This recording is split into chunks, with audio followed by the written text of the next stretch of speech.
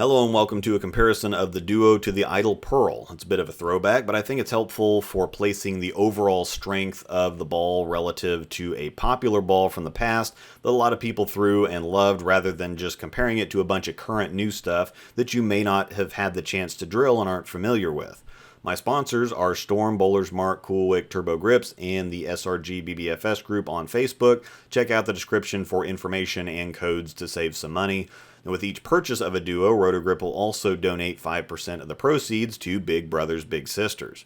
The Duo is Microtrax Pearl, which is the exotic gem cover stock. It's very similar to Storm's NRG, so it's a big nano-based cover.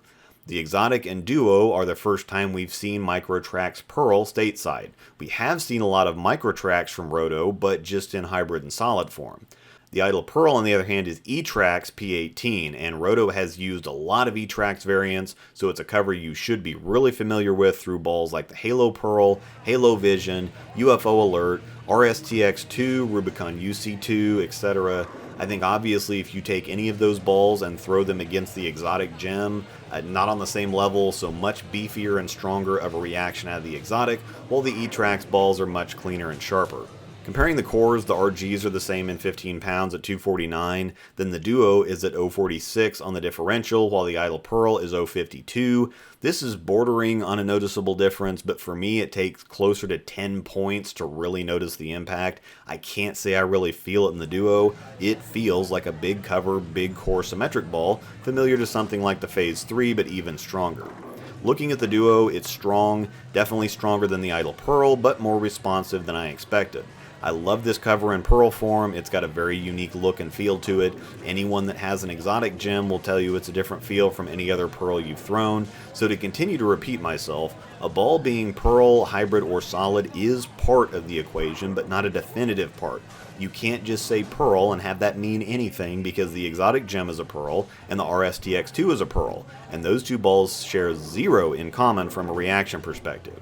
The Duo is a bit heavy rolling and chuggy, not as much as the exotic. It's closer to an MVP Pearl type of motion, original Daredevil Phase 4, just in a much stronger form of all those due to the stronger cover stock.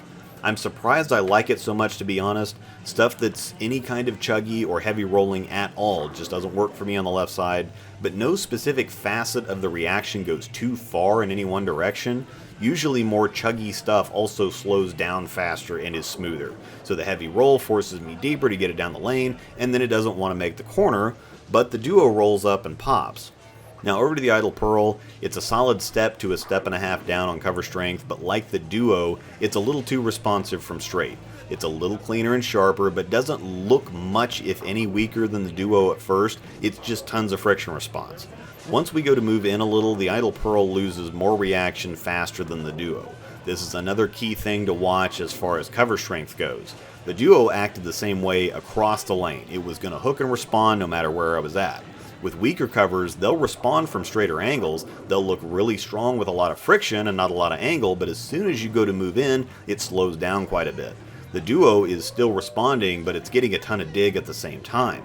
I'll flip back and forth here in a minute so you can see it illustrated better, but in order to continue to move inside with the Idol Pearl, I have to keep it closer to the pocket, where the Duo continues to be so strong that I still have to circle the middle a bit.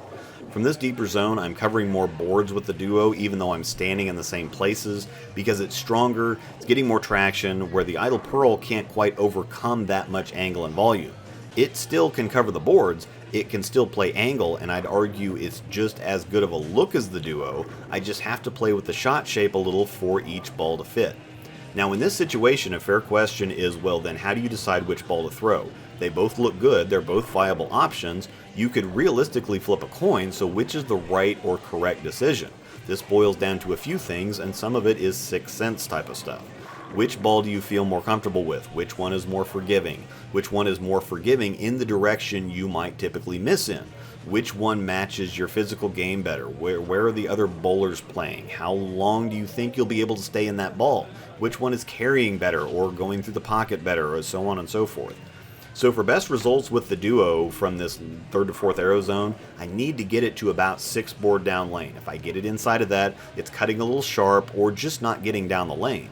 With the Idol Pearl, I can't give it that much room. I need to keep it around 8 or 9, closer to that down lane tracer board on 10.